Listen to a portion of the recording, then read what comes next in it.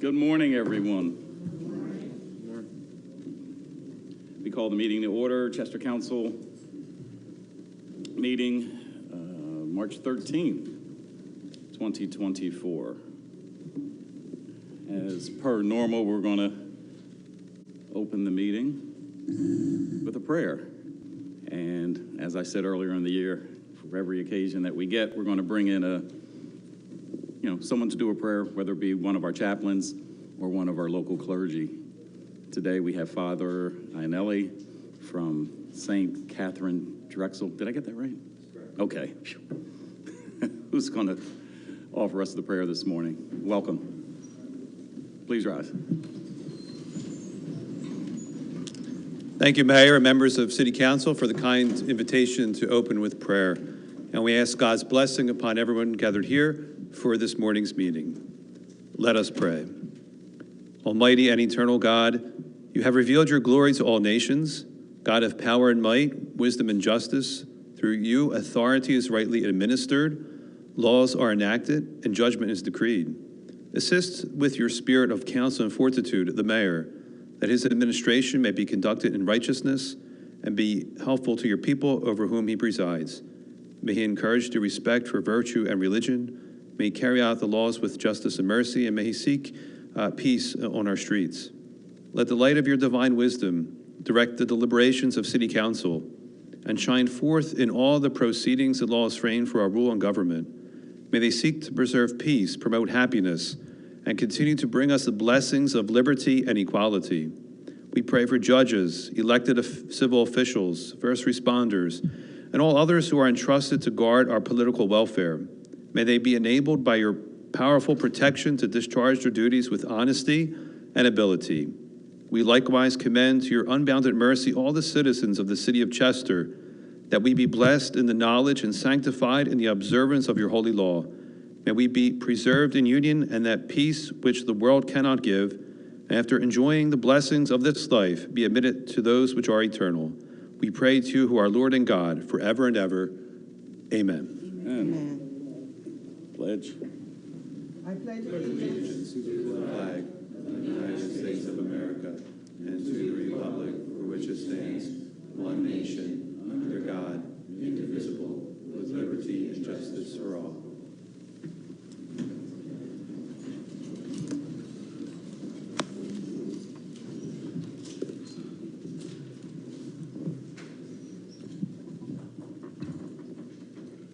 Roll call. Thank you. Councilors Gibson. Present. Green. Present. West. Present. Davis. Present. Mayor Roots. Present. On our agenda, we have a few announcements. City Council met in executive session on Wednesday, March 6th. What was that executive session? What was the topic there? The executive session was, no, it's not legal. Drawing a blank. Okay. Oh, well, we had an executive session to discuss police matters. We did have that yesterday. What did we meet about?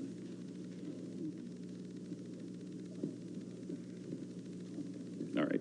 We'll get back to you on the topic. That's important to let you guys know what we talked about in executive session. So we'll do better. Chester City Second Annual Women's Health Conference, March 23rd from 9 a.m. to 1 p.m. Sure. This flyer is out on the table, is that correct? Make sure you get this. Was last year the first one we had? No, the first one was held at White University. And it became so large, we had to move it to St. Louis. No, I'm saying was last year the first one? Yeah, that was the first Yeah. one. And The second annual. okay, this is the second annual. I was there last year. It was amazing. I'll be there this year. I encourage you, whether you're a man or a lady, this conference is really phenomenal. Keynote speaker, Lisa Thomas Lowry. And the cost is free, so there's no excuse.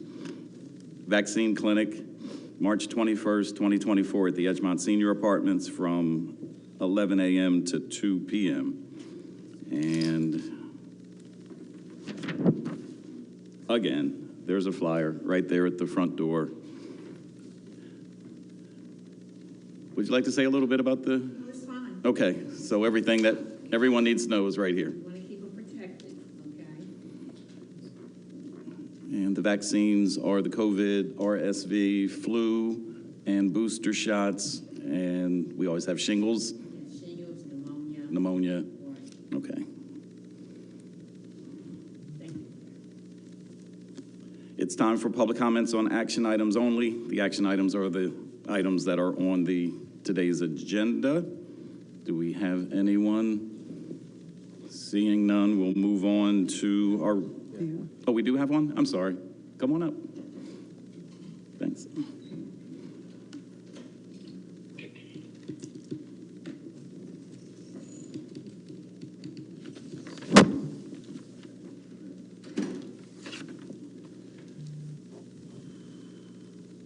State your name and address. My name's Melvin Campbell, 226 Meade Street, beautiful city of Chester. I might be off on this, but my complaint is the streets in the city. Your number one thing, R18, are they the ones going to be doing the streets? We have a ton of streets that need to be repaired. All right, go ahead. Yeah, continue. All right, my complaint is few streets, 23rd Street, East 23rd Street, all the way down from Edgemont down to Providence. You got a dip, you got a dip in that street there. Plenty of potholes, some of them are 8 inches deep. They've been there for a while, and they've been getting worse. Somebody's gonna pay for a car sooner or later. Houston Street, between Madison and all the way through the Parkside. Potholes all over the place. 22nd Street, major potholes in there, need to be repaired. 22nd Street's a state road, so I guess we're gonna have to wait the state to do that, I guess, huh? And, yeah, Madison between 14th and 17th Street and 20th and 21st Street. They're atrocious roads. Visitors come in here, they complain about it. Or at least I know the visitors that come to my house. And some of them know that when they left here 5 years ago, those holes were there. They haven't been really repaired. They've been patched over and never done. So they really need to be pulled up, grinded down, and redone. All right? That's about it I got on that right there. Do we think we can get something done on those? Yes, We're gonna do we think we something? can get something done on those. So one of the things that we're going to get with the full engineering firm is the ability to do a full city road maintenance program to get that started. And you're absolutely correct. We have been patching roads. Our guys go out with cold patch just about every day. It's not just the main roads that you've talked about, but it's back alleys. It's I didn't even get onto that. blacktop. Yeah. All right. So, I mean, you're speaking to the choir here. There is a big issue with our roads and keeping them upkept. It's unfortunate that the city doesn't have a lot of the equipment to do our own work, and the expense for, doing road work is, What about state money coming in here? well, it has to be earmarked to roads. So our objective is to build up our own force, to Yeah. put our own equipment so we can mill a road, pave a State road. money should be coming here for us to repair these streets. That's my biggest thing. I understand your point. And It's everybody- not like we're ignoring the roads, but thank you for bringing it to it does look like it. It does look like Yeah, it. I'm not going to argue that, All right, thank you. but there is a concerted effort. Do you have something on agenda item only?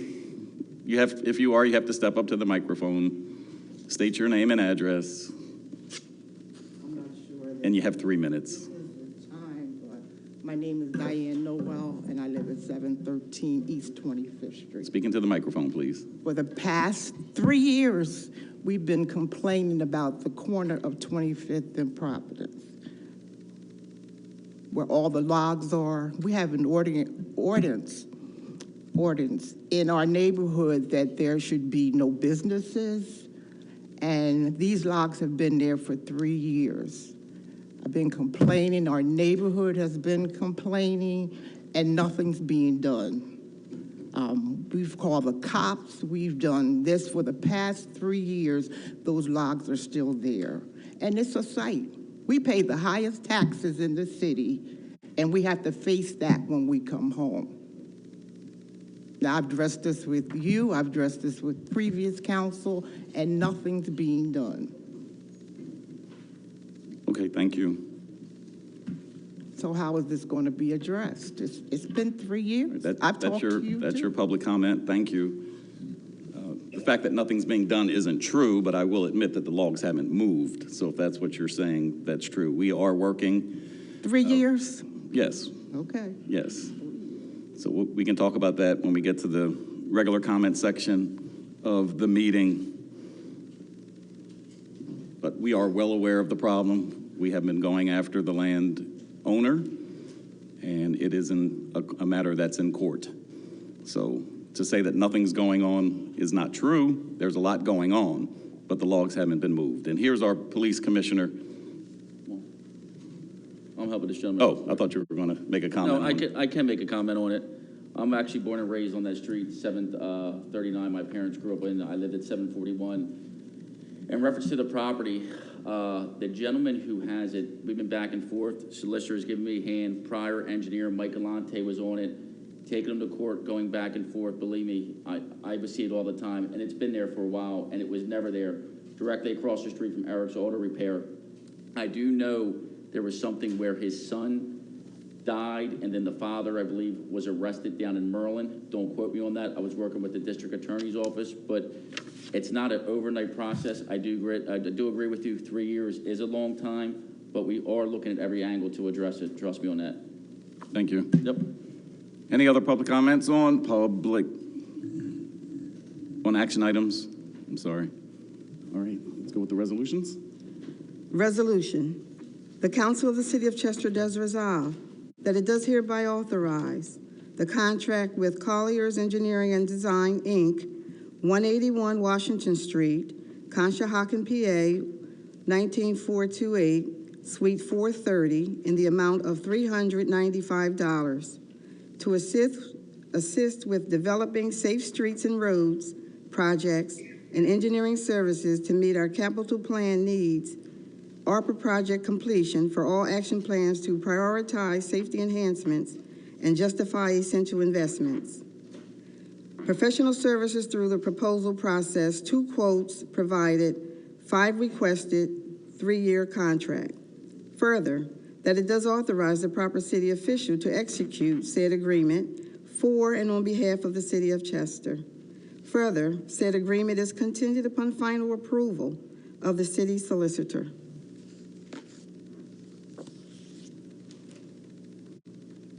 You guys going to make a motion? Second. Any questions, comments? I just want to make one comment. It's $395,000. I'm sorry, what did I say? $395. That would have been a bargain. Ooh, yes. So, roll. Councilors Gibson? Yes. Green? Yes. West? Yes. Davis? Yes. Mayor Roots? Yes. Resolution. Whereas the following individuals have requested a handicap parking zone. Number 1, Crystal Brooks, 924 Booth Street, Chester, PA, 19013. Number 2, Franklin Roberts Sr., 2000 Madison Street, Chester, PA, 19013. Number 3, Jeffrey Jackson, 733 Irvington Place, Chester, PA, 19013. Number 4, Wayne Thomas, 106 West 22nd Street, Chester, PA, 19013. Number 5, Lamara Milton, 312 West Maury Street, Chester, PA, 19013. Number 6, Arthur Rothwell III, 1319 West 3rd Street, Chester, PA, 19013. Number 7, James Hudson, 2534 Lindsay Street, Chester, PA, 19013. Number 8, Clara Hitchcock, 28 East 23rd Street, Chester, PA, 19013. Number 9, Patricia Thorpe, 200 West Fifth Street, Chester, PA 19013. And number 10, Sally Michakowitz, 3354 Carter Lane, Chester, PA 19013. And whereas, after a thorough investigation by the Department of Public Works, it has been determined the aforementioned individuals have met all the required criteria and have a need for said handicap parking zone. Now, therefore, the Council of the City of Chester does resolve that it does hereby authorize the proper city officials to install a handicapped parking zone in the 900 block of Booth Street, in the 2000 block of Madison Street, in the 700 block of Irvington Place, in the 100 block of West 22nd Street, in the 300 block of West Mowry Street, in the 1300 block of West 3rd Street, in the 2500 block of Lindsay Street, in the unit block of East 23rd Street, in the 200 block of West 5th Street, and in the 3300 block of Carter Lane in the city of Chester. So moved. Second. Any questions, comments? Roll. Councilors Gibson? Yes. Green? Yes. West? Yes. Davis? Yes. Mayor Roots? Yes. Resolution. The Council of the City of Chester does resolve that Resolution 12-2024, which was passed by Chester City Council on February 14th, 2024, is amended to read as follows. That it does hereby accept the quote received through Keystone Purchasing Network, KPN, from Dell Marketing LP through Tech Guides for IT improvements, hardware, software, and network upgrade for the City of Chester, Project 53 and 22, not to exceed $1,024,500, which is to be paid from American Rescue Plan funds, ARPA. Further, the city has complied with all KPN bidding requirements. Further, the contract is contingent upon final review and approval of the city solicitor. So moved. Second. Any questions or comments? Roll. Councilors Gibson? Yes. Green? Yes. West? Yes. Davis? Yes. Mayor Roots? Yes. Resolution. Whereas the City of Chester made a request for a proposal for the temporary staffing services, ARPA project number 59 through PIN bid, with proposals due October 2023. And whereas the city has complied with all PIN bid use requirements, and whereas the sealed proposals have been tabulated with no discrepancies found. Now, therefore, the Council of the City of Chester does resolve that it does hereby approve Human Resources to manage a temporary staffing company to provide workforce opportunity for those seeking to return to work and obtain stable employment. Processed through the procurement process as a result, awarded to Careers USA in the amount of $120,000 to be paid from American Rescue Plan Act, ARPA funds, under project number 59. Further, said contract is contingent upon the final review and approval of the city solicitor. So moved. Second. Any questions or comments? Roll. Councilors Gibson? Yes. Green? Yes. West? Yes. Davis? Yes. Mayor Roots? Yes. Resolution. Whereas the City of Chester is desirous of implementing a policy for the use of community engagement funds for elected officials, and whereas said policy outlines the appropriate use, management, and oversight of community engagement funds to ensure these funds are used to foster community engagement, support local initiatives, and enhance the constituents' welfare. Now, therefore, the Council of the City of Chester does resolve that it does hereby adopt the Community Engagement Funds for Elected Officials policy for all elected officials of the City of Chester employees. Further, this policy will take effect immediately upon the passage of this resolution. Even further, said policy may be changed or updated from time to time as Chester City Council deems necessary. So moved. Second. Any questions or comments? Roll. Councilors Gibson? Yes. Green? Yes. West? Yes. Davis. Yes. Mayor Roots. Yes. That concludes the resolutions. An ordinance. Bill number 1 on its first reading. An ordinance of the City of Chester, Delaware County, Pennsylvania, enacting new Article 108 entitled Chester Community Benefits, amending the codified ordinances of the City of Chester, Pennsylvania, in 1978, as supplemented and amended to require a community benefits agreement for certain development projects that receive city support or financial assistance, including abatement of municipal taxes, all under certain terms and conditions, repealing all ordinances or parts of ordinances inconsistent therewith.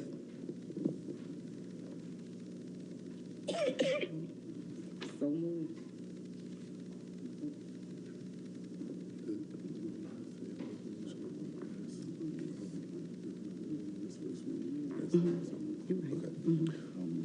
I make a motion that we pass bill number 1 on its first reading.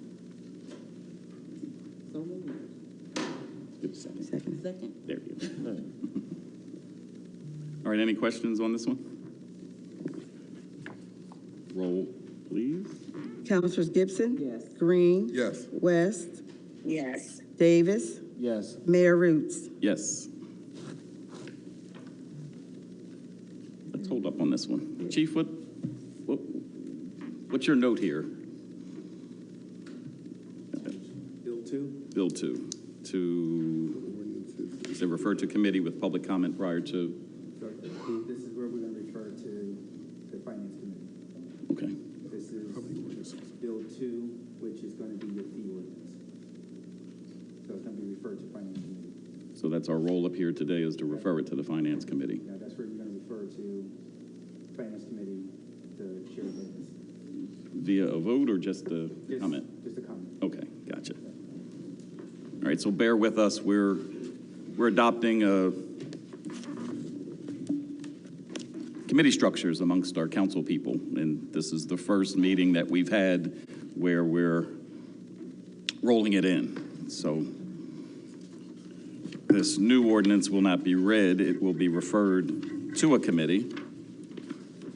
And the ordinance that we're speaking of is a fee ordinance. It's an ordinance of the City of Chester, Delaware County, Pennsylvania, enacting Chester City fee schedule,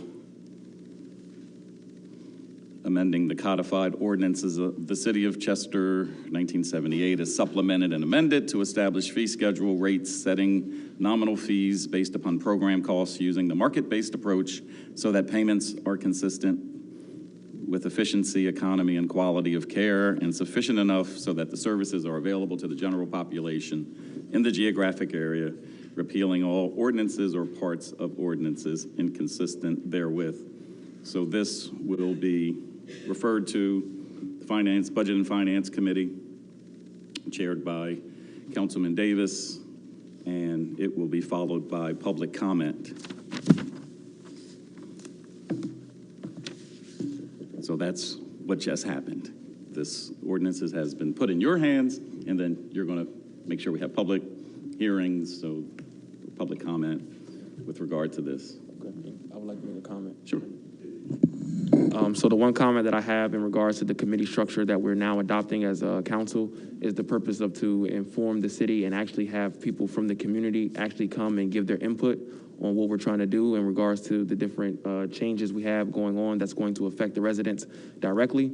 So that's something that's really important moving forward, that we're going to be putting out more information for residents so that they know what's going on and they actually can bring their comment to the table and actually be heard. And the comments are actually going to be, I believe, Justin, will the comments be posted on Facebook when we have our committee meetings? Is that something that we?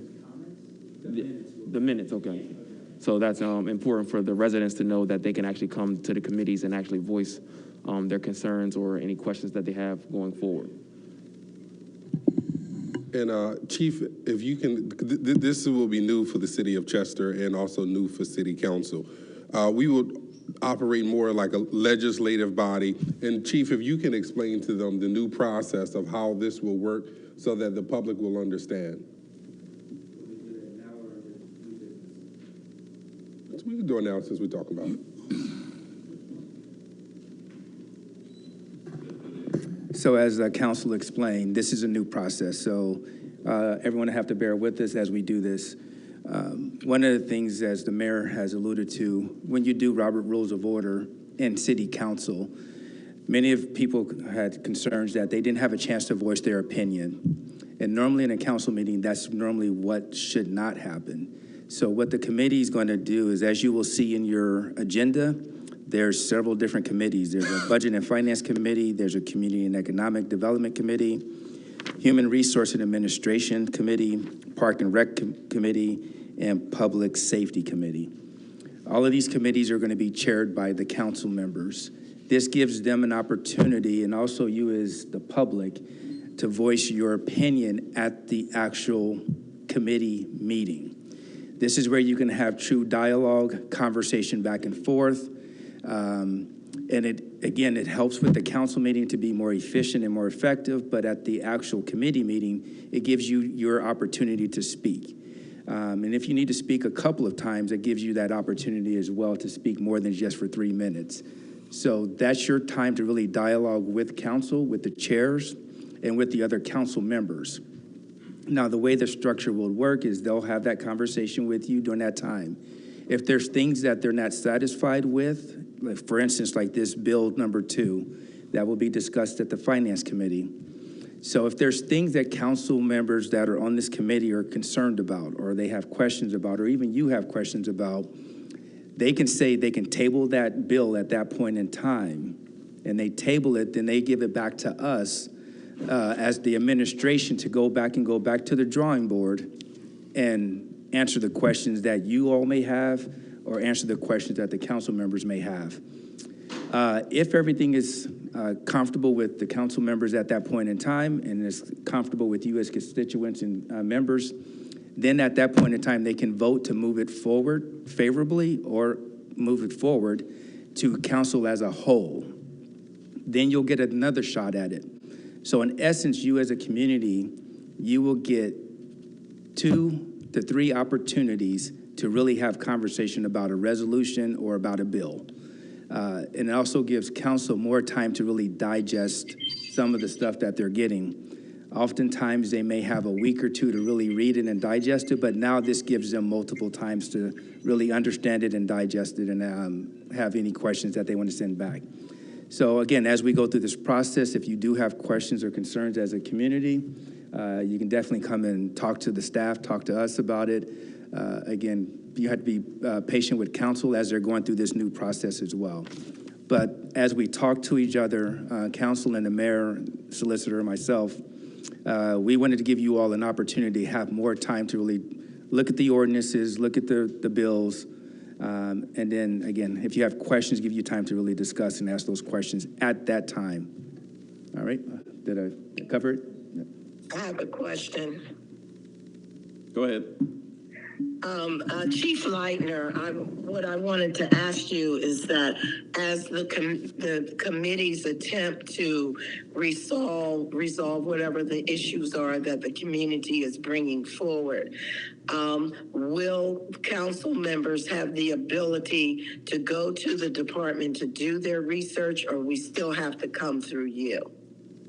The research, it depends on what the issue is, but the city council now, they would be working through their city clerk to do research. So if there are certain things that you want to dig more into, you have questions about what other municipalities are doing, that's going to be done through the city clerk in conjunction with myself and in conjunction with legal.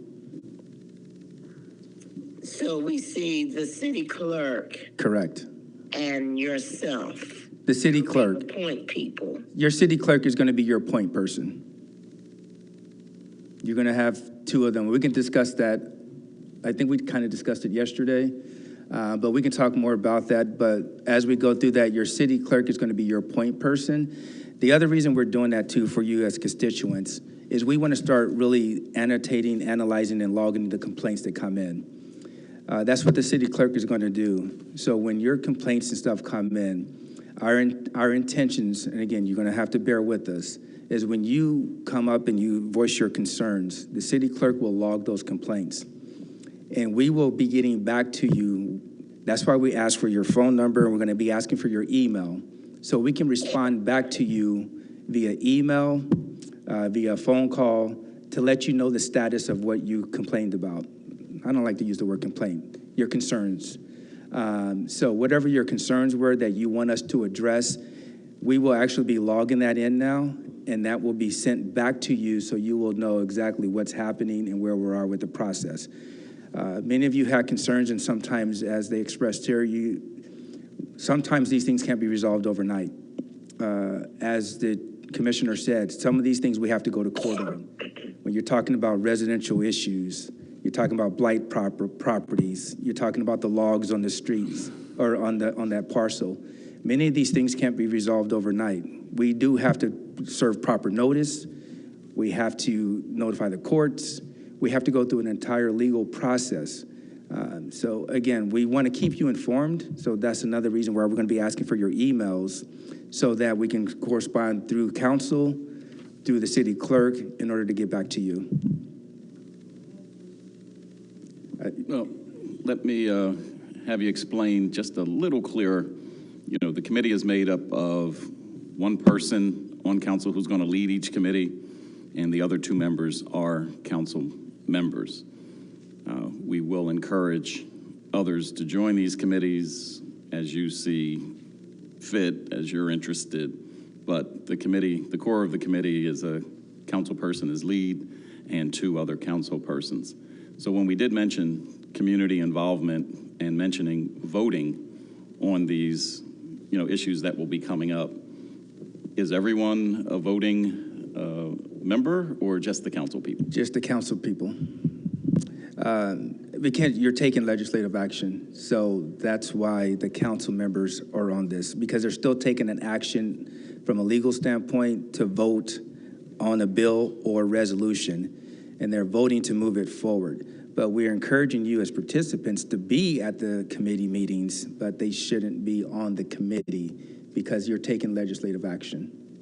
Okay, just wanted to make that clear. Another question.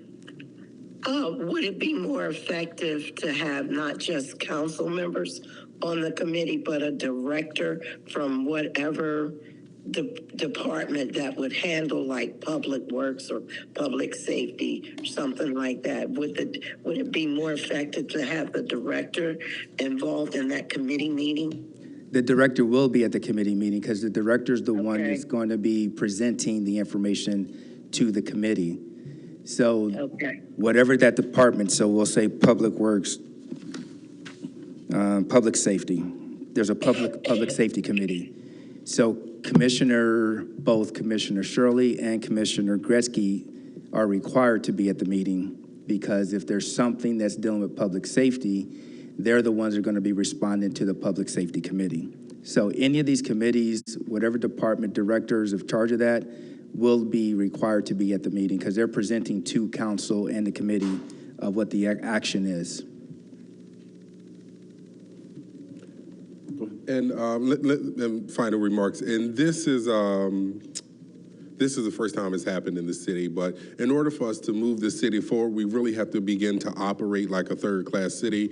And this is what other third-class cities, this is the way they operate. This is the way other cities, not just in Pennsylvania, but around the country operate. They operate through a committee structure, and, you know, they serve like as a legislative body. And so as we transition and as we move the city forward, there will be a lot of changes, and we just ask the community to bear with us, as not only is this new for you, but it's new for the city council as well. And I think, go ahead. And just final comment. Final comment moving forward with what Councilman Green said in support of that. This structure is also similar to those who follow the State House. So you go to, residents can go and talk to Representative Carol Kazim and different state representatives. This is how they do things in the State House. When bills have issues or have different things that they might need to be tabled on, they actually go to a committee. And the committee at the State House has the opportunity to bring it to the public can make comments on it, and it gives the opportunity, brings more transparency into the ways we govern ourselves and govern our land. So this is a very positive change, and comment to what Councilman Green said. And if you have more questions, I would employ everyone to, visit the state rep's office, and they'll be happy to explain how this committee structure can actually be beneficial for the city. Mayor. Can you speak to the time? Mayor, can she? Well, hold on. We'll have questions up here first. So can you speak to the time that these committee meetings will be? So what you will notice too is there won't be a set date. I mean, there won't be like every week a committee meeting. The committee meetings will be signed and set up as needed. But the meetings, we will make sure that they're convenient. We're still trying to work through that. It's either going to be the same day as council or it may still be on the set day of deliberative. We're still trying to work through that to see how the schedules work, but we're not going to inconvenience everyone. So I'll give you an example, like city council's at 10 o'clock today. So we may end up having a committee meeting like at 9 o'clock on the same day as council, or we may have it on the deliberative day, which is on Monday. But we're still sorting through that, but we will let you know. We still have to advertise the committee meeting, so you will know well in advance. The other thing, too, is as we start adapting and changing and fixing the agenda, we will probably more than likely already have the date scheduled on the agenda when you come into city council. So you'll see the set date and time for the committee meeting as well. But like I said, this is the first day. We're working through that. We got to really work with council, are going to be working with council in order to really define what works best, not only for them, but for the constituents, so we don't inconvenience everyone. But most places, they'll have the committee meeting, normally the same day as council, but just a couple of, maybe an hour or so before. But we're going to work through that. Okay. You can save your comment for public comment. Well, let's save it for public comment. Anything else for Chief? Thank you. Do we have any old business we want to share with our folks here? Any old business? Council lady, Councilman Green? No old business? I guess I could talk old business all day. I think the most exciting thing that happened in the past couple days is a grant that came through for the city of Chester. It wasn't a grant that we applied for specifically from Chester, but it's $2.5 million to help aid in the engineering study of, what are they calling it, a road diet? We're just getting control of this road right out here. That's 291. We've known for too long, since the road has been opened in the Chester portion since 1999, that it has been a dangerous road for a lot of reasons. Number one, speeding. Number two, a lack of a light at Jeffrey Street. And I think one of the worst portions of the road as it's designed right now is that we have a lot of residents who live along the city side of 291 who can barely get in and out of their cars because the road just comes right up to their driver's side doors. And many of these homes don't have a back entrance to their house. And then there's the case of people making left turns from the city side onto 291 where they have to cross 2 lanes of traffic, many times with cars parked right at the corner and those trees, which make it virtually impossible to see. So the work that this $2.5 million is going toward has already started. The county has already offered, I think, 4 or 5 options as to how the road's going to look, everything from 1 lane in each direction to 2 lanes in one direction, 1 lane in the other direction, flower pots in the middle of the street. I mean, they have all kind of solutions here, but it's really exciting to see that the U.S. Department of Transportation has finally heard us. One of the most chilling facts about Route 291 is that since 2017, there have been 290 accidents on that road. which includes, fatalities. So we know how dangerous the road is. We hear from you. We've been hearing from people for years. The county planning department is doing the work, and to get a $2.5 million to complete the study is important. Some people would argue that Chester gets studied all the time. Like we are the most studied town in the state. And this is another example of us being studied, but it's going to come with some real results. So look for that. I know the traffic light is probably getting closer to being installed at Jeffrey Street. I think there's some matching funds that need to happen, and it's not a lot of money. And we're all trying to point the finger at each other who should come up with I don't even think it's $50,000 to complete getting that traffic light, but it's been approved, just looking for some money to finish the job. So that's the most important old business. Let's go through this new business. On our agenda, we have the creation of these budgets. This will probably be the only day I'll read through all of it. It's intended to be the point in which each of the committee chairs give their report, but I'll just blow through it real fast to name the committees. And what you'll hear is that the committee names are very closely related to the departments that were headed by council people in the past. So this was an intentional move from the council people running departments through, as is called the Roots Compromise, with the receiver going to court and making some administrative changes throughout the city. We finally gotten to that point where, at least through this period of receivership plan of adjustment, that we can create the committees that are, as explained by Councilman Green, Councilman Davis, very common in other cities across the country, in essence, whether it's cities, townships, or even boroughs.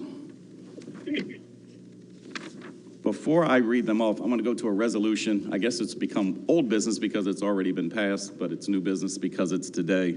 And it was the one, resolution number 22, where the city of Chester has approved a community engagement fund for elected officials. What this is a small pot of money that all of us up here can use to go out here and hear from you guys right in the communities. So it sort of supports the committee structure, but it doesn't have anything tied into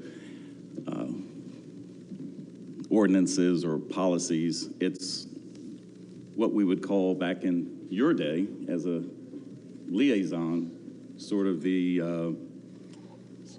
what were you calling it, town hall meetings, or just going out in the community, listening sessions, yeah. So we just don't want to listen. We want to feed you while you're there. So that's what this fund is for, is to just provide refreshments and materials so that when all of us go around town to hear from you guys, we can do it looking professional. I've already started with the lunches for mayors, and we just felt it made sense to also make provisions for our council people to go out and have the same ability to engage with the community at their discretion. I think you have one coming up real soon that you can announce right now. Yep. So we're having a town hall meeting, community listening session that will be on Thursday, April the 11th. Excuse me. It will be here in the community room. And so I found it's important that as we move into this new structure, that we begin to hear from residents, because us as council, we have to not only create ordinances, but update a lot of the ordinances and policies and procedures that's currently on the books. And so it's important that we hear from the community of what you guys would like and what you want to see and how you want to see the city move forward. And so we're going to have our community listening session. And also, when I worked in the community liaison department, we did a number of community listening sessions. So I invited our former community liaison director, Lisa Dennis, to come out and help facilitate the night. Also, a number of our department heads will be there, and the chief of staff will be there. And that will also be the time where the community members, you guys can ask questions and we can answer them. As they stated before, City Council is not where you get a chance to really do a Q&A. So meetings like this where we're out in the community and we're meeting with residents, that's the time that we can really do a Q&A and we can get into detail and you guys can ask mayor, council, mayor, and department heads the different questions that you have. So I encourage each and every one of the residents to come out. And again, like the mayor said, I'll be providing food. So hopefully you guys can come out and put your input and really help us move the city forward and create some new ordinances and update some, ordinances so that way we can help the city work more efficiently. Thank you. So that's April 11th at what time? It's from 6 p.m. to 8 p.m. And location, City Hall? Community room, yes. Okay, thank you. All right, that was well done, Councilman Green. I just want to, add or maybe even subtract a little bit of what you said. It really isn't all about just creating ordinance. It's really about listening. Just like the young man who came up earlier talking about potholes in his area. That's the type of stuff we need to hear. Potholes, trees, all your issues. We want to be able to bring them in, and if it makes sense that there needs to be a law put in place in order to correct some of these issues, that's where the ordinance and policy thing comes into play. But it's really all about giving you guys an opportunity to speak your mind when we're not showing up in suits and ties. We can just sit out there, be casual, give you as much time as you need. I will not guarantee that, you'll see all of mayor and council and chiefs and directors at all these listening sessions, but, we will be there to listen, jot down your comments, and get back to you on a direct basis. So I'm really excited to see that we're moving in that direction. Let's go back to these committees. What I'm going to do is read what the committees' names are and who are on these committees as council people. It starts with Budget and Finance Committee. It's going to be chaired by Councilman Davis, and myself and Council Lady West will be on that committee. There's a Community and Economic Development Committee chaired by Council Lady Gibson, and on that team will be Councilman Green and Davis. I will chair the Human Resources, Administration, and Appointments Committee, along with Councilman Davis and Gibson. Parks and Rec Committee will be chaired by Councilman Green, with West and Davis joining him. Public Safety Committee will be chaired by myself, with Council Lady Gibson, Councilman Green joining. Public Works Committee chair will be Council Lady West, joined by Councilman Green, Council Lady Gibson, and finally there's a Rules, Chambers, Intergovernmental Relations, and Strategy Committee, chaired by myself and joined by Council Lady West and Green. There's some comments there that we haven't met since last council meeting, or that there were meetings. Those are just placeholders to let you know what it's going to look like on the agendas in the future. The following thing that you see there is a controller's report. As you can see, there's no report for this meeting, but this will be the time in the meeting where our controller will talk money, talk finances. Is there any other new business from council that you'd like to share? I'd like to say right behind me, right as I was walking in today, and behind me, for those of you who aren't here, is Avenue of the States.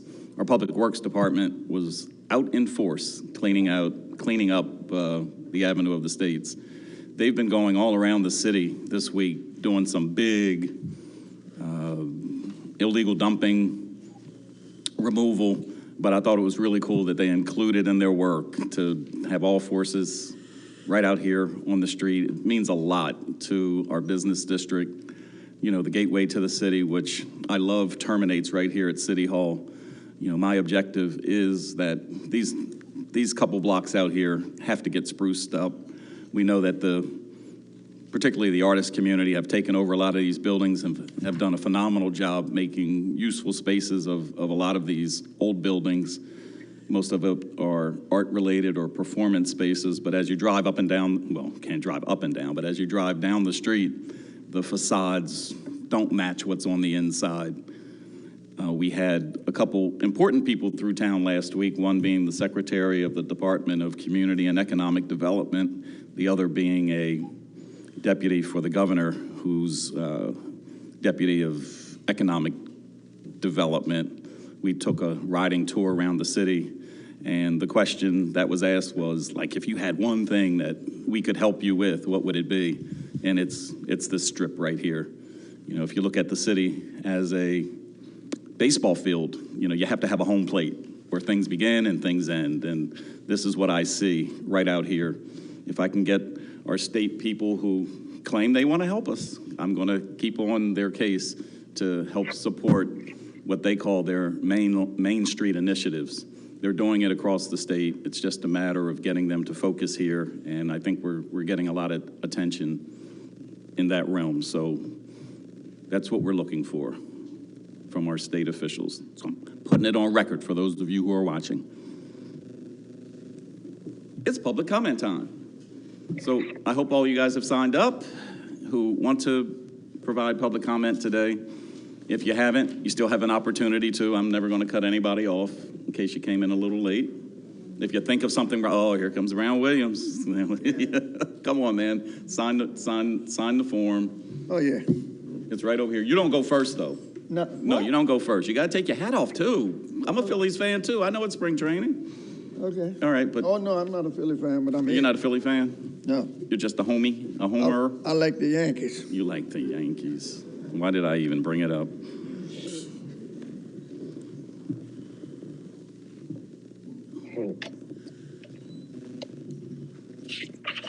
That's good enough.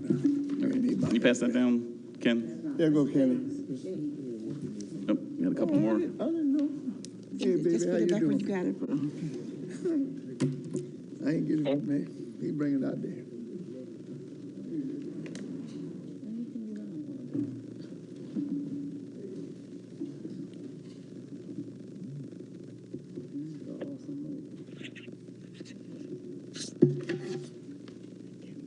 Are there others that need to sign Somebody else wants to that? sign. Huh? They may need to sign that as well.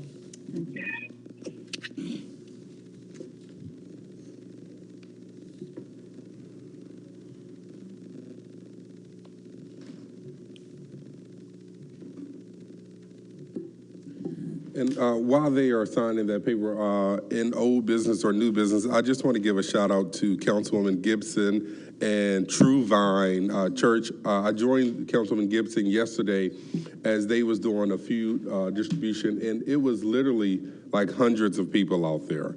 And so I met you, I seen you guys there. I seen a number of people there yesterday. And so it is a really great thing that they're doing. So I just want to give a big shout out to True Vine, and I believe Stephanie is her name? Sabrina Buckner. Sabrina Butler, and the amazing job that she does when it comes to helping feed the residents in the city of Chester. And they do it every Tuesday, starting at 10 o'clock on Morton Avenue at True Vine. So if you get a chance to stop by. 12 o'clock. Is it 12 o'clock? 12. Okay, 12 o'clock on Tuesday. So if you guys get a chance to stop by, and support them too. So thank you. And thank you, Councilwoman Gibson, for all you do. She's at all of the food drives and informing the people. She's the live queen, informing the people of what's happening in the city. And that is so important that our people know that this is happening. So thank you. Coming yesterday, I appreciate that.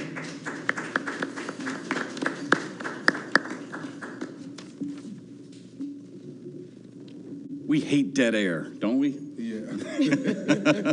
So I'm going to take this opportunity to congratulate my colleague up here on council, Councilman Shaquan Davis, who just had a baby. Yeah.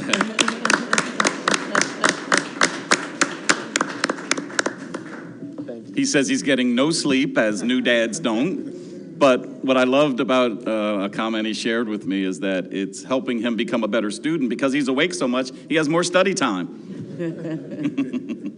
Yes, thank you very much. Thank you all. I'm excited to be a new dad. As of right now, it's the biggest blessing that I've ever received in my life. I'm enjoying it. Definitely losing a lot of sleep but it's helping me get my work done. For those who don't know, I'm currently in my master's program at Westchester University, and it's helping me it's helping me. I'm losing sleep, but it's helping me get some work done at the same time. So I'm enjoying it. So thank you all for your support. Thank you. A boy. A little boy. And we named him Shiloh. So he's Shiloh Horace Davis. Named him after my uncle and my father and myself. And that's also the reason I have the mask on today. New baby, he hasn't got his first shots yet, so I'm trying to stay sanitized and stay protected. That's right. Got the timer? Yes.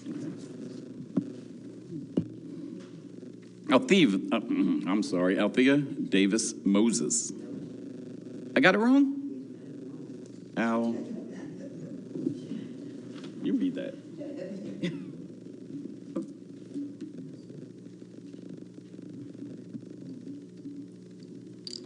All right, so state your name since I got it wrong. It's Alethea Alethea Davis Moses.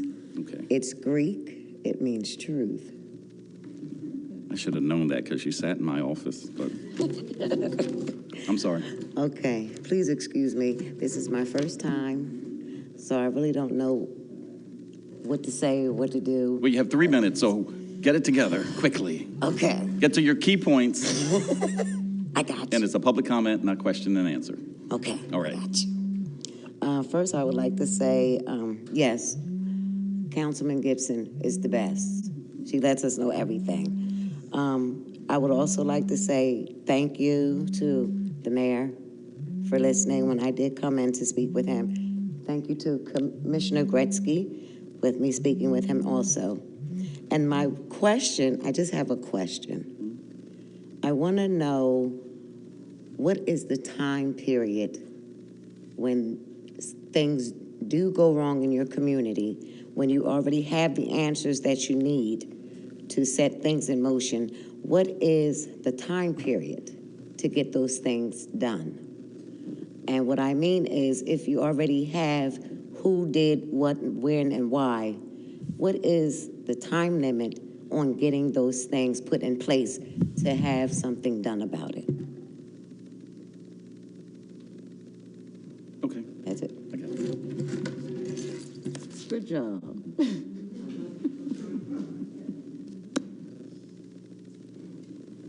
Jamil Cotman. Did he leave? Anita Littleton.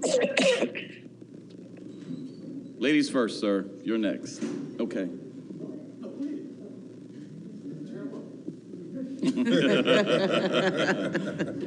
You're not going to get a chance. Good morning, Mayor, Council, and the residents of Chester City. We are very pleased and happy to hear about the new structure of the committees that are happening in the city of Chester. One thing that we are hoping is that the community input will be something that is taken very, very serious. And although I heard that the council will be conducting business as usual and making the decisions on the resolutions, I think it's important that community members somehow can have a greater influence so that we don't continue to repeat in times past where maybe you have a council that could be stuck on an issue, right? And the community members can be very well against it. We want to make sure that there is a fair process for that, and that the community residents of this city are indeed being heard and taken in consideration of what the elected officials were elected for to work in their behalf. And also, we want this council to continue to consider the many residents of Chester City. There are approximately 34,000 of us who feel like they're still disconnected. And we have to work on some type of way to mend this gap of communication. We have senior citizens who cannot get to these meetings, and it'll be nice to have council maybe go out and really get engagement in this community. And lastly, I want to talk about the Hispanic community who feels disconnected from this city as we are engaging on a regular basis. I know that the council informer talked about having a translator. I think it's important that we reach out to that community and let them know that they are a part of Chester City. They want to be here, but we need to make sure that things are set up for them. Did a bell go off? I still have a couple seconds. Okay, and also regarding the committee processes, and I heard Councilman West talk about the clerk being the point person.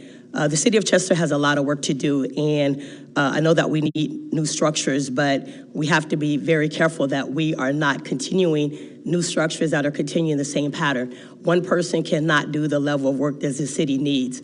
And I would suggest that the clerk is not overwhelmed with an additional responsibility to do research, that there has to be something different.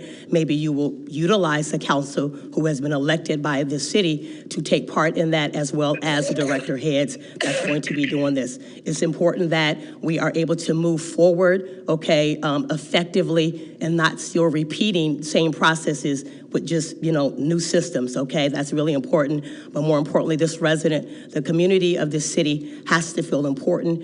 And furthermore, when it comes to things like this, we have to find a way for those who are not on social media, who are not able to come to these meetings, to know what's happening in our city, like how to, follow through with these new structures and that they're here. And again, I want to continue to speak out loudly for the seniors of this city who are pillars, who have fought hard in this city, who have contributed very greatly in this city, that they are not continue to feel excluded, and if we have to reach out to them in a specific way, that they are a part of this city moving forward. Thank you so much. And one last question, is the right to know, are those still in effect? Yes. Okay. And lastly, I did leave a message for the mayor's office. I won't bring that up here, but I would like to get an answer for that if someone can call me back about the question that I left on your answer machine. Thank you very much. Thank you. Mr. Cotman.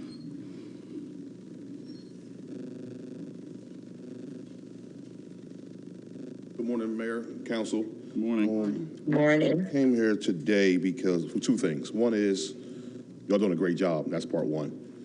On 9th and right on 9th Street on the east side area, we have no traffic signs on Potter Street. So from Morton Avenue all the way down to Upland Street, it's a racetrack. It's worse than 291 on that street. Is there any way we could try to get a light back at Potter Street like it used to be? Because one, as a business owner, I have a water rights place right there. Last year, a little child got hit because a car was flying by. So is there any way we could either put a stop sign there, a light back on Potter Street, put a slow down sign in that area or something like that? I know that that area, 9th Street is on state highway and they treat it as a state highway. So what can we do about that? Also, I would like to invite everyone out today. J&M Water Rights will be open today, and we're giving free water rights out. So come on over and get some free water rights. I'll be there.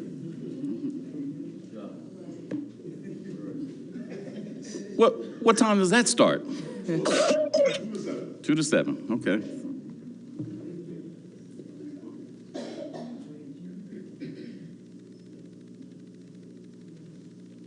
Mr. Williams.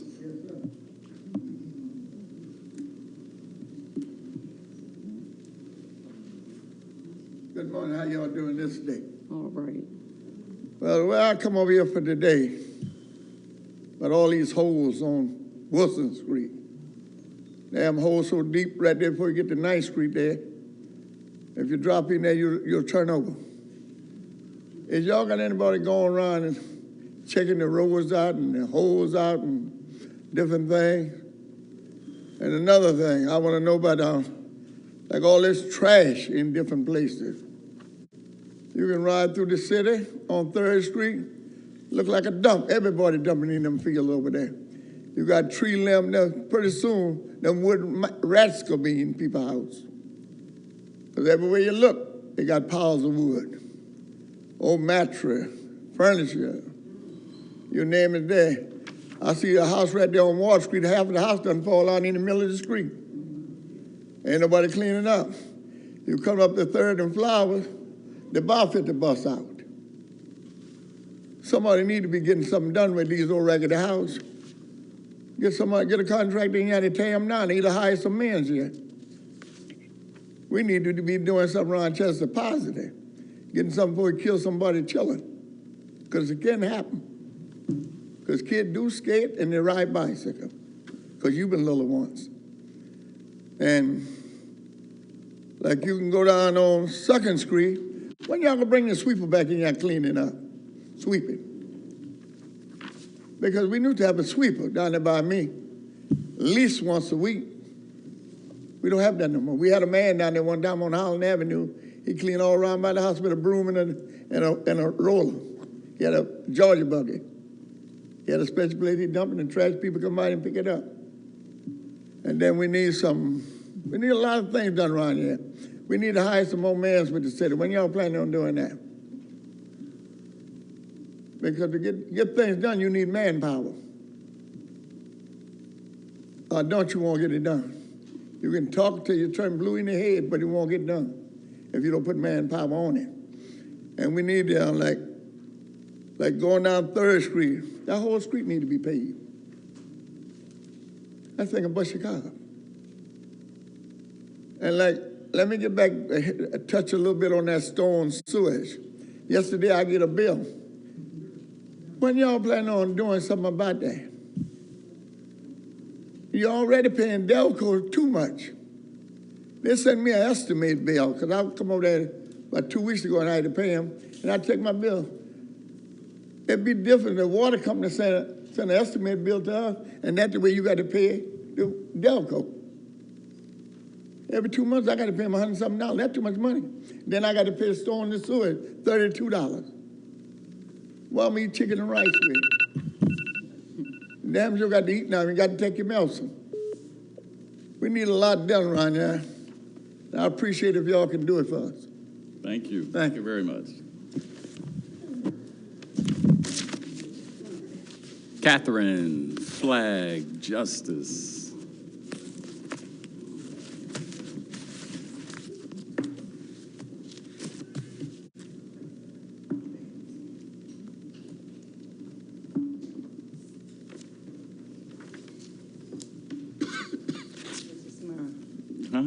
Good morning, Mayor, Council, constituents. I just had a question about the new process that you have in place. Part of my learning style is a visual learning style, and I'm wondering if you have a document that we can have that we can use, we can familiarize ourselves with, or I can familiarize myself with, so I'll know how to work the process. So would you have something that would familiarize the new process that you're doing? We will. Okay. And I really want to know what the purpose of city council meeting. Why we have a city council meeting. Okay. Thank you.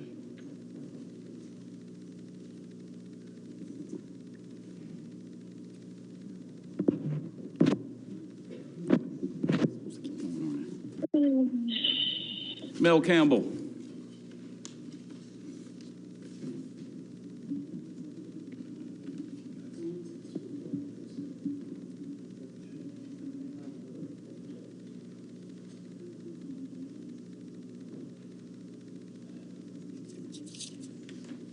Good morning. Morning. Mel Campbell here again. First of all, we're at the stoplight that he's talking about. I don't go up and down 9th Street that often. And I stopped there because last time I was there was a stoplight there. Somebody almost rear-ended me. So there's a need for that stop sign on 9th Street. Or whatever you can get to control the traffic. The gentleman mentioned the Stormwater Authority. What is their deal? First of all I do is see them ride around the neighborhood. That's all they see, them ride around, sit in their trucks underneath shady trees. And our bill keeps going up, which is ridiculous anymore. They should not be raising it up like they do. It goes up $10 every time they raise it. There should be a smaller minimum. There should still be nothing. They shouldn't be here. But that was previous council's idea, to bring them in to make money for us, or whatever they're supposed to do. Next thing I have to say is, I live on Meade Street. There's a house across the street from me that backs up to me that's on 24th Street, 224 24th Street. They had a new owner come in there, new tenants. Like, I'm assuming the tenants got a deal. If they clean up the place, they get rent for free or less money. They taken their trash when they clean this up. This has happened a bit ago because we called down here about this, and they dumped it on the property behind them. So you got all this trash sitting up there. And it's embarrassing when your family comes to visit you and they see this pile of trash, just like everywhere else you see in the city. This stuff has to stop. And I don't know if you guys are working on this now or not, but it has to stop. People just can't be dumping the trash everywhere. And let it set. There should be somebody riding around checking these neighborhoods out and see what's piling up where. Finding these people. Unfortunately, the person who gets fined here is the wrong person because it's not on his property. It's on those people threw the trash there. And we'll go to the property next to them. You got buses sitting there. They've been there. There's 6 or 7 of them there. They've been towed once, and they came back. Well, now you got busted windows in most of them, glass all over the place. The juveniles are going in there. Well, they were going in there smoking their pot. Now they're taking it to the basement of their house. So, kind of wish this stuff would get addressed. You know, this is not just my complaint. There's other people in my 15 houses block who complain about this. And they have nobody to complain to. All right, thank you very much, and good luck with your duties here. Thank you. Thank you.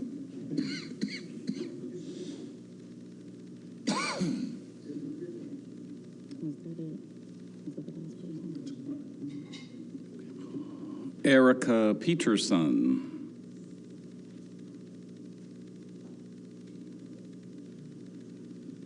Then following her will be Kenneth Curry, if you want to just position yourself behind her. Good morning, Mayor, Council, and residents of Chester. I came here with some great news for the city. Oh, great news. My son, Moses Carter, is invited to the Olympics for this summer, 2024. So I'm just asking Chester to rally around behind him. If we can get some posters out, if you guys can help me put some posters out, and be ready for 2024 to bring home the gold. That's all I'm looking forward to. Okay? His name is Moses Carter. Thank you. Whoa, hold on there. What event is he? Oh, he's a kickboxer. Oh, okay. Yes, the U.S. kickboxing team. Yes. Thank you. Thank you.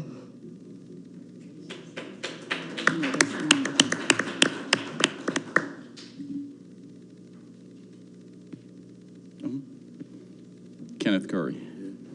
Good morning, Council. Good morning, everybody. I have 2 questions. I have crossing guards.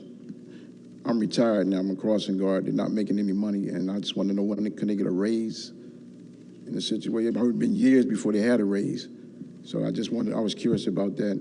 And also, I live on Beverly Lane, and behind my house is Perkins Street, and they need speed bumps back there. Cars are coming up and down there flying, and could that any way they could please put some speed bumps back there? All right, thanks. Yeah, thanks for taking me. Okay. Mr. Salim. Did I miss you in here?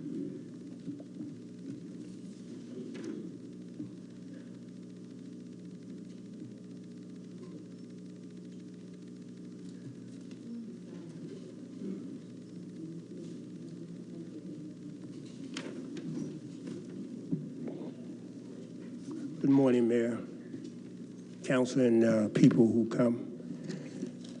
I'd like to share with you very briefly, inshallah, God's willing. My name is Amin Abdul Salim. I live 240 Patterson Street in Chester here. People, you know, it says for the people and by the people, if I can use that expression. And certainly the people have a lot to say about what goes on, if I can just get right to the point. And my concern here is that they will not know or not be instrumental or whatever the good word for that on what's going on.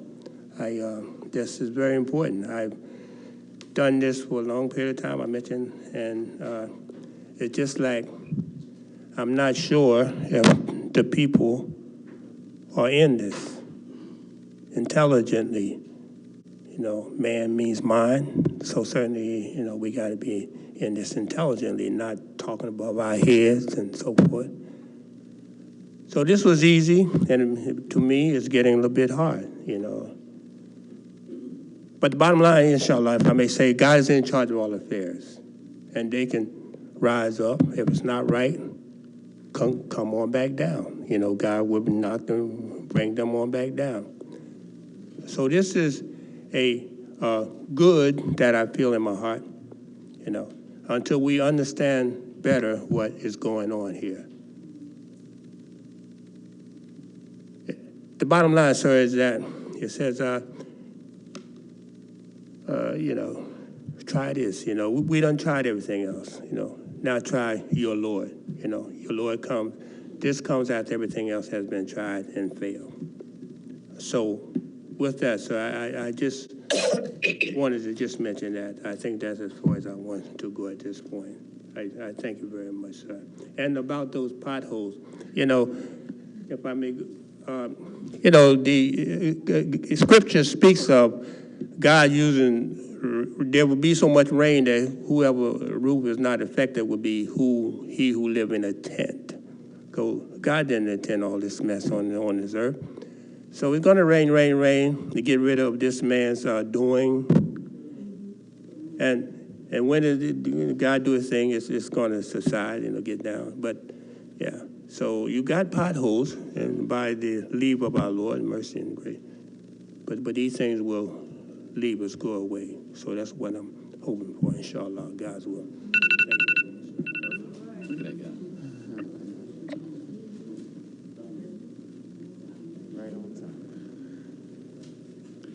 Ms. Brown. Yes. Good morning to everyone. Move that mic closer to your face or mouth. Okay. And just say your name. Margaret Brown. Thank you. Mayor, I like to bring up, this is not new to you because you were sitting up on city council, but some of the buildings that have fallen down and the new ones that have just fallen down were brought up during our previous mayor. The building at 3rd and Ward Street, where I reside at, I went past that building, and when I came back an hour later, it was on the ground, literally the whole front of the building, because there was no back or roof to it, so it just came in. The building at 3rd and Wilson that I reported, and the mayor told me, well, anybody had a right to buy the building. Well, they did, but then for some reason the work stopped. So now you're sitting there with a building that only has the sides to it, no inside whatsoever. And we're just waiting for that building to also collapse. It's going to be right in the street. The building at 3rd and Palmer, that was another one.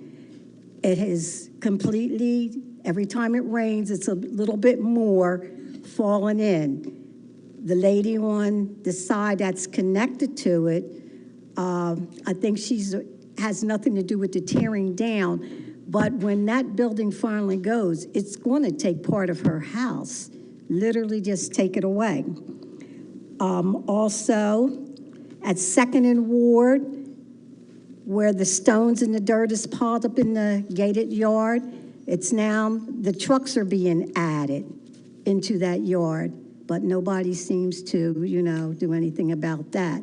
And that's been reported to the Department of Environmental Protection. That has been reported to them. And then back to Chester, where they say, well, get Chester to do something about it first. There's also, every time it rains, since stormwater is responsible for the water in the street and the storms, every time it rains, that water piles up. It's a dip. It comes down because it's at the bottom. So we're getting plenty of water there. I just want to know now that these things are old and they have been reported, that now it's time that they're being taken care of. Okay? Thank you. Thank you. All right, I'm going to respond to some of these comments. To Ms. Alethea, who asked the question, what's the time period to get things done when, you know, residents have information that they want to share with either us internally, police departments. Well, with police departments, of course, investigations take time, so can't tell you how long anything is going to take. And I think what you're hearing overall are some of the ongoing problems that have been in the city for a long time, particularly old cities like ours with, you know, buildings that are 100 years old, that have had, you know, owners who haven't kept them up, that have been abandoned for a long time, buildings that were built in rows that have holes in between the rows, compromising, you know, everything on that block, digging, you know, all those things, truck traffic with the vibrations, trains, airplanes. Yeah, I mean, we can go through every neighborhood and give a list of, you know, all these issues. Can they all get fixed by next week?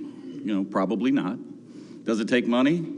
Probably so. But what I don't ever want to stop happening are people like yourself and Mr. Williams to keep bringing us that information. We need to keep hearing it. We need to, you know, address each one of them one at a time. We need you guys to be the eyes and ears out here. To your point, Mr. Brown, about somebody riding around the city, just identifying issues and bringing it back to City Hall. We know that used to be the case. I remember Mr. Irv Lawrence used to be that dude. Nobody liked Mr. Irv Lawrence because he'd ride around, particularly on the weekends. And if he saw a construction truck somewhere in somebody's house, you know, he'd walk in the house and start citing you and looking for permits. You know, sometimes that's a little overreaching, but more importantly, it's, you know, somebody that works for the city with those eyes and ears out there doing that work on our behalf. We don't have that luxury right now of manpower, which you mentioned before, but it's something that we're building on. Again, we're counting on you guys to come to us in a proper manner, going through the channels that we do have, going to the right department heads, council people. I wish our council people were in councilmatic districts, so you can go right to a council person for that side of town, but we're not at that point yet. What we have to stop doing, though, as a community, is making 25 phone calls to City Hall to 25 different people. It's impossible for us to control this at that point. If you make a call to a single person, to the department head or to the departments, you got to count that department's doing the work. To Ms. Littleton's point with regard to communication, we've got to do a better job, and it's a real mission of ours to come up with a citywide comp plan. With regard to the Hispanics in the city, I will say that some of our most recent hires with regard to people that have public-facing jobs here, like in L&I and on our front desk, we're seeking bilingual, you know, clerks in that area and, you know, in all areas around town. I think we've hired probably more Spanish-speaking employees in the last couple months than has been hired here for years. I know you speak on behalf of many communities, Ms. Littleton, and I will say for the Hispanic community, we're City Hall, the doors are open, come on in, let's talk. I don't see a lot of them even represented here tonight.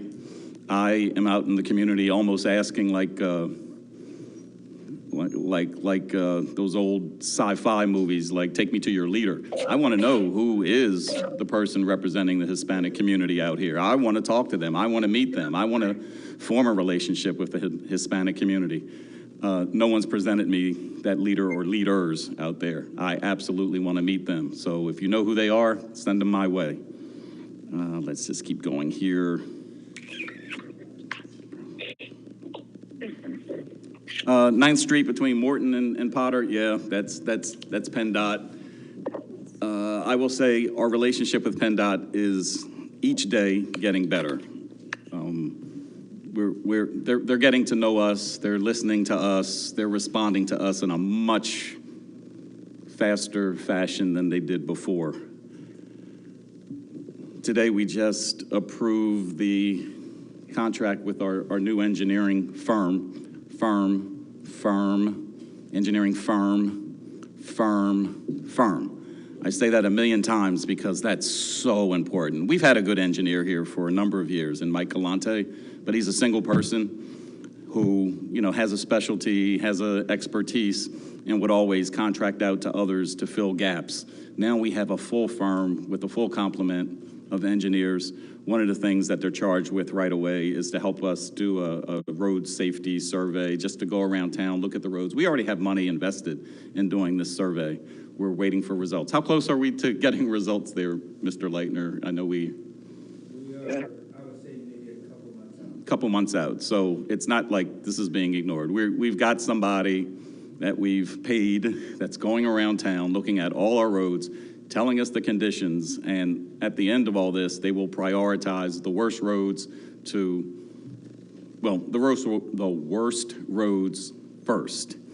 In the past, we've only used liquid fuels money to help pave roads in this town. It's not a lot of money, and I think as a result of that, we got maybe 1 or 2 blocks done every year when applied. That is nowhere near enough. Like I said, our objective is to get the equipment in-house ourselves. I'll give you a perfect example. I was at St. Luke's Church a couple Sundays ago. One of the trustees pulled me out, and we all know who live here in Chester, St. Luke's is the church that has had, you know, all the funerals through COVID. You know, they've been affectionately renamed St. Luke's Funeral Home. But one of the attractions of St. Luke is the fact that on that side road, which is 4th Street, they can roll caskets right out of the Hearst. Is that what it's called? Yeah. Oh, thanks. He's in that business. Right out of the Hearst into the church, right on the first floor, right at the front of the church. But right now, there's a pothole there. And they were like, we can't do it anymore. I think we took care of that, right, Mark? Yeah, so, you know, we use coal patch to take care of it, but we're going to need a permanent fix because once it gets cold again, that's going to happen. We know the roads are bad. We're prioritizing how to solution it. Stormwater, for all of you who have questions about the Stormwater Authority, please go to the Stormwater Authority board meetings. The one meeting that I attended, I will say it was attended by one person from the community, me. You know, they need to see you, they need to hear from you. Yeah, it is an authority that was created out of this body, and we should know what's going on, and just this week I've requested you know, some documentation for them to get a better idea what's going on. We'll see if I get that information. But with regard to those of you who have issues, problems with the bills, with the service that they're provided, you got to go to their meetings. You got to show up. Well, you got to find out. I mean, that's correct. Why do we have city council meetings? Really? Mr. Mayor?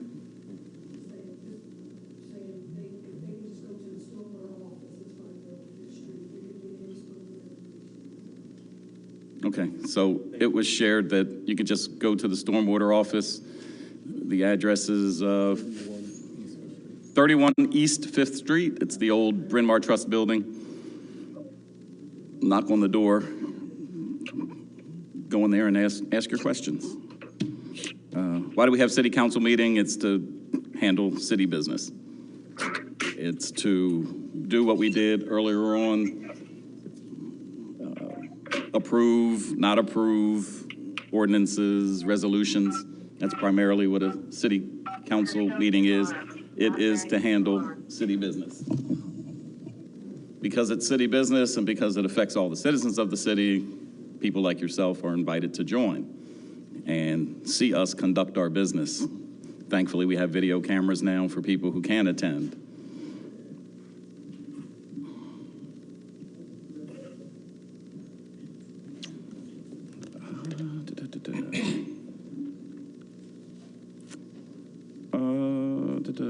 Who mentioned? Ms. Littleton, again, mentioned the clerks and the role they're going to play on council. We have just assigned a second clerk to the clerk's office to help support. But unlike state legislators like our own State Rep Carol Kazim or our senators like our own John Kane out here, we don't have the type of money they have to have a staff do the kind of work that we're talking about, looking up information and doing the research. So we as a legislative body, which includes me, oftentimes we've got to do the digging, but to have a couple clerks, there to help us really is all we have to work with. Oh boy. Piles of trash all over the city. Of course there's piles of trash all over the city. That's nothing new. We know that. Like I just mentioned earlier, thanks to Mark Alexander and his crew, he's assigned our guys in Public Works. I mean, every day, that's what they're doing. They're picking up trash. You don't know about that? So I tell you what, if you don't know about that, we need to make it more public. So somehow we're going to solution that. We're going to, just like I did when I was director of Parks and Rec, I would always have those guys let me know what parks they were cutting. So let's talk about the locations that we're going to on a daily basis, picking up bulk trash, so people will know. Let's take pictures of the before, the during, and the afters, so people will see that that's what we do 8 hours a day. We kind of lighten up in the summertime because we have to cut grass, with that same bit of personnel. But unfortunately, our Public Works staff is, I'd say, good 90% of their time is picking up the trash, when Public Works involves a whole lot more than picking up the trash. What's the issue with trash? It's a state of mind. It's a bunch of people who just see us as a dumping ground. Those are things we have to correct on the front end. I will say we met with Covanta this week. Covanta is very interested in helping us with particularly the illegal bulk trash. They have offered and will provide a big old truck with 4 people in it that will basically take care of 291 and maybe even 3rd Street and maybe as far as 4th Street, but basically their end of town. They're going to be out there throwing mattresses in their truck and anything they see on the street with, no charge to us. It's just their way of finally, after beating them upside the head so much, saying to them, all the trash ends up there anyway. Is there any way you can help? They're listening, and they're going to provide us with some support in that area.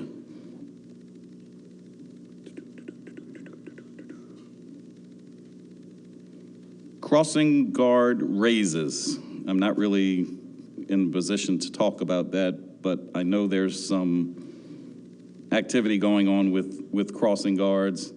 Are we putting out an RFP? We have put out an RFP for a new service to provide crossing guards on behalf of the city and the school district. So that's in the works.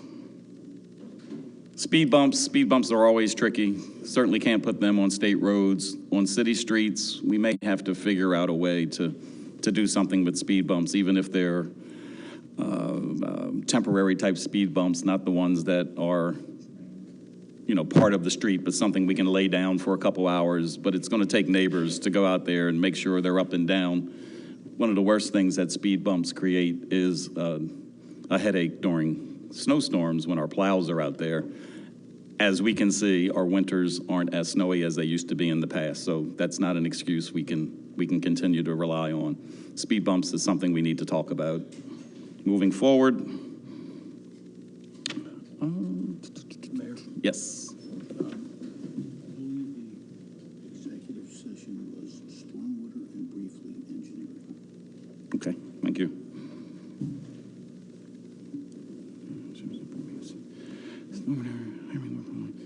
Oh, street sweeper, that came up. That's another thing, another item you want to bring up with the Stormwater Authority. I think they have 2 street sweeping trucks. If you don't see them out there, you need to ask why.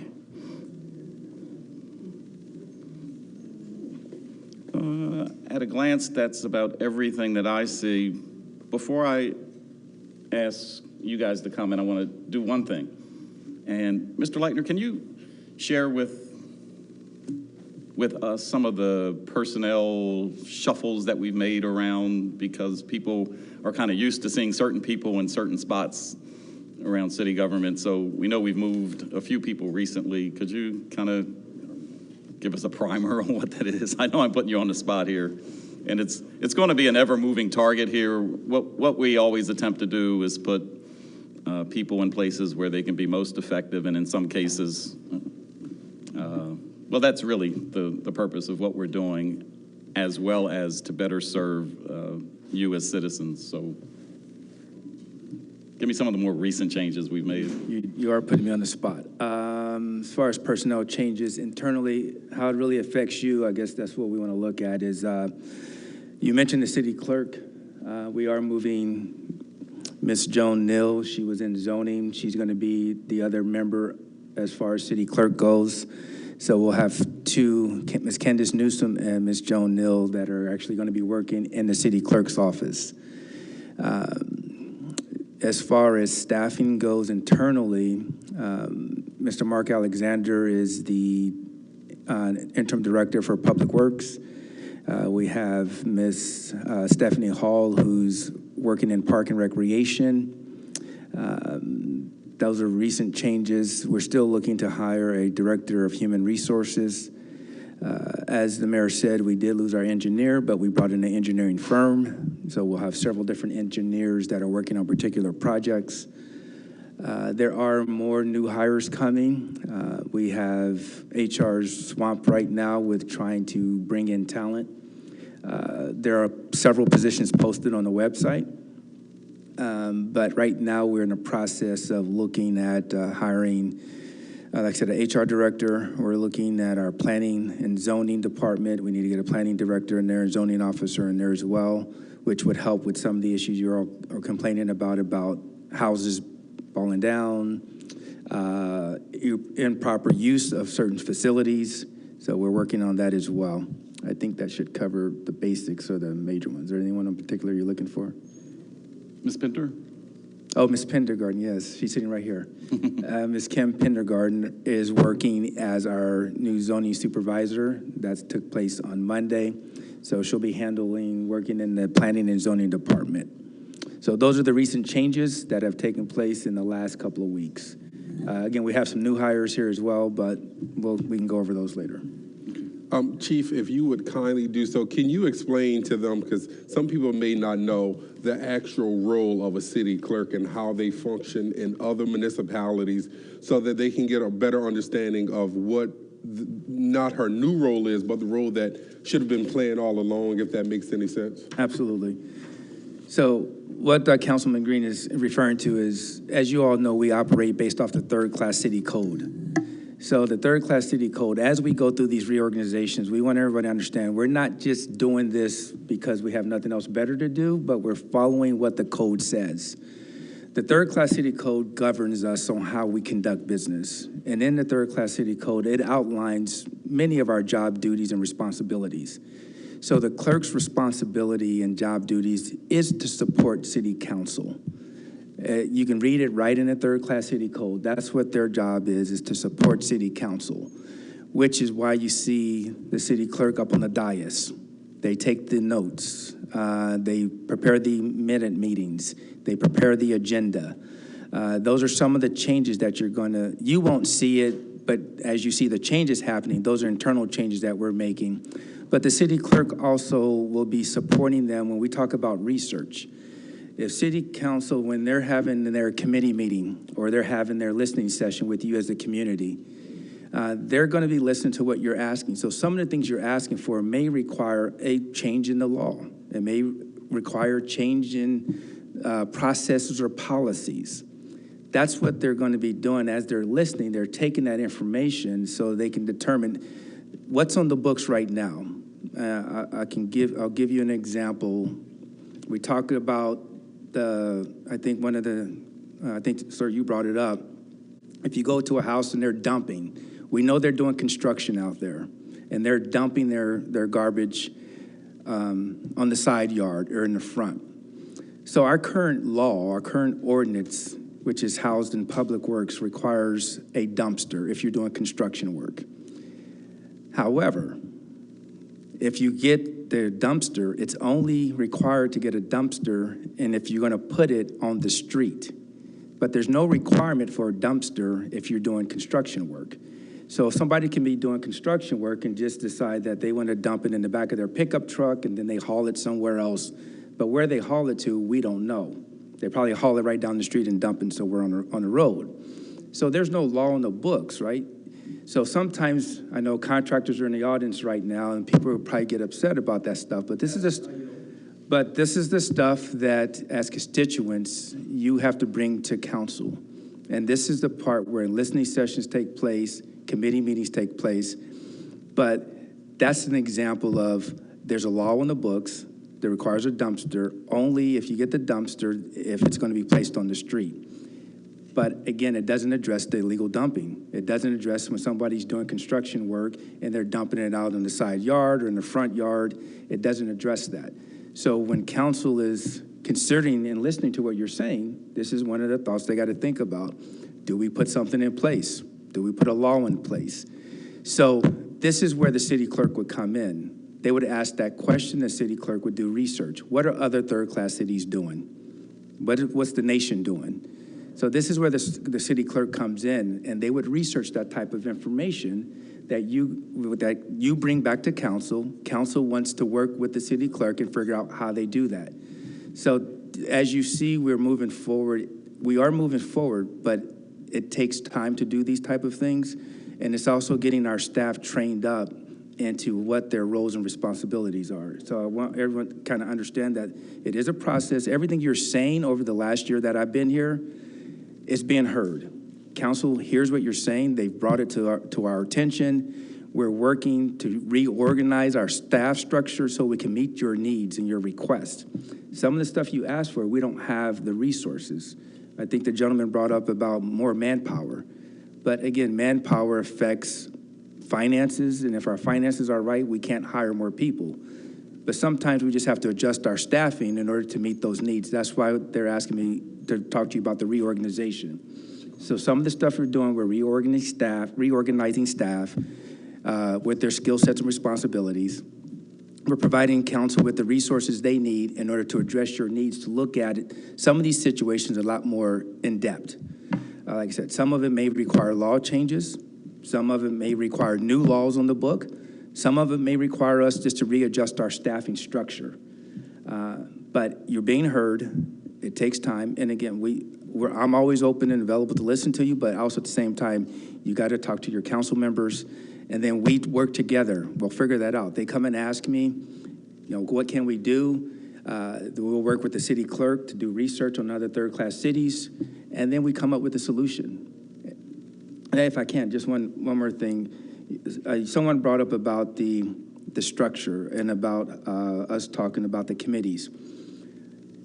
I want to say this one more time so it's clear, so everyone understands. What we do with the committees is giving you 3 chances to talk as a community. So in the introduction, so when they're introducing a new bill in council, that's the introduction. You get a chance to comment at that introduction. So you can make your comments, your voices at the introduction of a bill. And then when they have the committee meeting, you had a second chance to make your comments. And if it's going to be at a committee meeting, you bring the rest of the constituents in, flood the House, and then tell them these are the questions you have at a committee meeting. That's your second chance you get to talk about something you're not happy with, or a bill or a structure. And then the third chance you get is when they bring it back to council and then they vote on it. You still get a third shot to talk about it. So for anyone that says that this structure or what we're doing is not making sense, sit down and talk with us. I'm not saying anyone in particular, but you have to understand the process, right? We're giving you more opportunities as a community to talk. You're giving you more opportunities to really talk with your council people up here, to really express your concerns. You expressed a dislike in the conversation we just said here, but you bring it up at a committee meeting, not at a council meeting where we're arguing and fighting. That's not what we're trying to do. This is a professional meeting, so we're giving you the opportunity to voice your opinion, your wholehearted opinion, at a committee meeting, tactfully, professionally. and we can discuss it there. And then that's where the city clerk would have to, if, again, there's things that we don't agree with, we go back and we bring our legal team in, the city clerk looks at third-class cities, and we can provide you with data, analysis, on information on why we're making the decision we're making, or why we're trying to go that direction. So I hope you all understand that. That's why we're structuring. You're going to see people in different places. You might call a number. You may not see that same employee there, because we are shuffling employees to different spots based off skill sets, abilities, and responsibilities. All right? Thank you so much. All right. He said he was put on the spot. Look at that. He gave a whole lecture there, but thank you. That was very comprehensive. And I just want to follow up on one thing that he talked about with regard to ordinances and staffing. So one of the ordinances that we passed not too long ago was a $200 rental registration fee. That $200 is not a random number that we just grabbed out of the air. It's a number that represents the amount of money that we need to pay staff, hire the equipment that they need to do the work that rental registration results in, inspections, inspectors, vehicles for inspectors to get to their job, laptops or tablets that inspectors can put the information in so it can so it can quickly go to that department right outside the door, and they don't have to shuffle for papers anymore. There has been some pushback from landlords who say, oh my God, $200 a year is a lot of money. And for those that have, 40, 50, 60, apartments, yeah, that's a big expense. And we're working with some of them. But by the same token, we're getting some great cooperation around the city. So not only is it helping us identify who our landlords is, the whole program is built to build a department that can manage itself internally. So just wanted to make that point, how all this stuff works together. And in time, it does have the result. It will have the results that we're looking for. Hey, Dr. J, come on up and say hello to your new city. He's, I think, our newest employee. I don't think there's anyone newer than Dr. J. Just give everybody your whole name and what department you're working in, and just say hello to us here. Absolutely. My name isn't Dr. J, it's actually Justin Feliciano, but there's two Justins here working, so I go by the name of Dr. J. But I'll be the new Recreation Program Coordinator here with the City of Chester, so I greatly look forward to connecting with the community and helping build up our Parks and Recreation Department. Now, based on that last name, I'm going to assume you speak another language. Good thing that's an assumption, because unfortunately I do not. Okay. However, I do understand Spanish quite an extent. I just can't fluently speak it back. Okay, thanks for sharing that. All right, thank you. Never make an assumption, right? All right, council, it's your turn. Yes, I always believe that community engagement is very important, and I often hear people say, "I want to be involved. I want to know what's going on." And so we have several vacancies that need to be filled, and we would love for you guys to come in and fill those seats on those boards. There's a one-page application. Am I correct? One-page application that you can submit. Anyone can submit an application, bring it in, let us look over the application and put you in the best place that you're able to serve. But we have a stormwater authority has vacancies, and the zoning board is another one. And so don't leave out of here today without going downstairs, filling out an application, and be a part of this great community in the city of Chester. Thank you. That was a great point. That was on my list too. Oh. But it's not just two boards. It's like, how many boards is it? About 20? There's about 20 boards with vacancies. And so if you really want to be a part of the community and you want to be a part of the change and you want to help this city grow, please apply to these boards so that you guys can help us move the city forward. And you can be on more than one board too. Yes. I believe that will be on the website soon. We are actually going through all the boards in the city, which ones have vacancies and which term is expected to expire soon. And all of that information, the chief and Justin will be putting on the website, and you guys can come in and fill out an application for any board you would like to be on. Also, Ms. Anita, when you talked about the clerk and maybe her having more responsibilities or too much, and that was the reason I asked Mr. Leitner to explain that. So a lot of her roles now, the duties that she's doing, she really shouldn't be doing. It should be in HR. And so a lot of her duties will be moved to HR, and she'll be doing exactly what the clerk should be doing in a third-class city. And then also, there's now an assistant city clerk that will help her along with that process. So she'll have the support she needs, and they'll be able to provide us with the support that we as council need. And so, For the council, because it was said that the council will no longer do it. That's what Councilwoman West answered, and that's to clarify it. I understand what the duty of a clerk is, but it was said that they would not do the research, the council people, but the clerk and Mr. Leitner. Right. That's the clarification that I wanted in the comment I brought up. So a clerk assisting council, we understand that. yes. So then that would explain what I'm basically kind of trying to, say, is that they will have assistance by the clerk to do things that they do as council. But it sounded like they were not going to have an input or do the research that would go to Leitner and the council.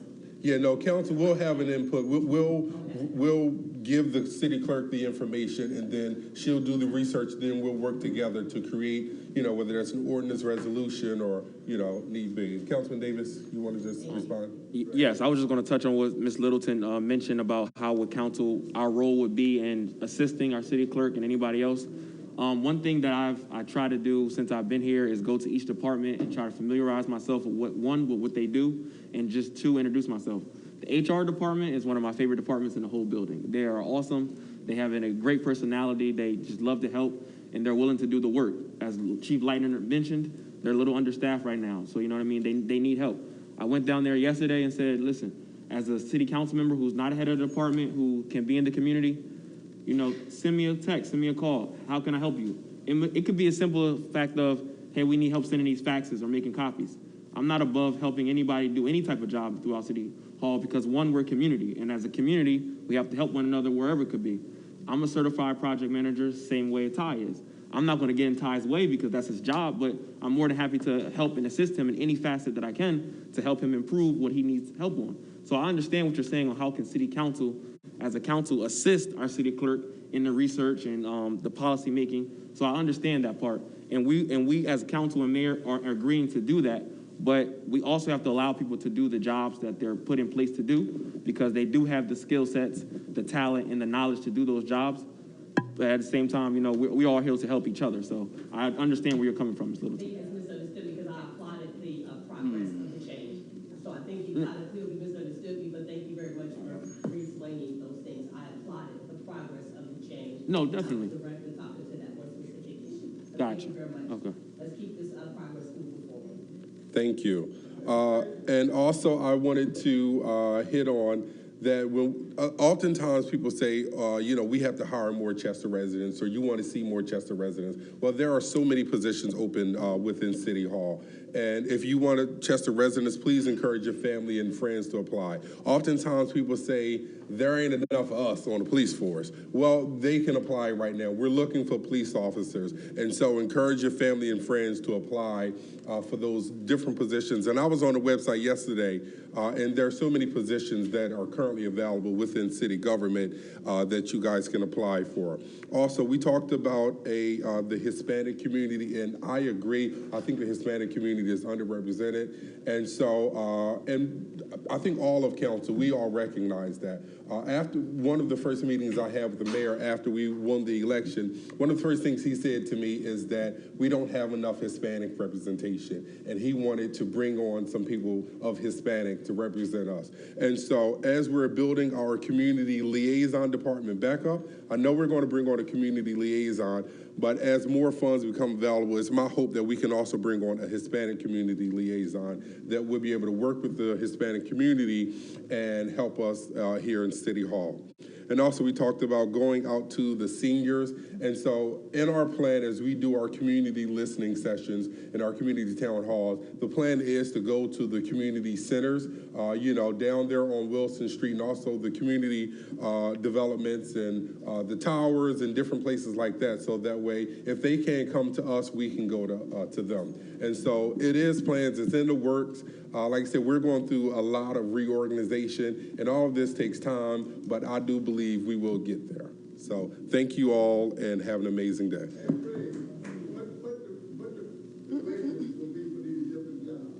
Don't answer. Any comment? No, sir. Yes. Lady West. Councilman West, do you have any further comment before we end the council meeting? She there? Councilwoman? I'm here. I'm here. I've been listening to all of the engagement with the council, mayor and council, and the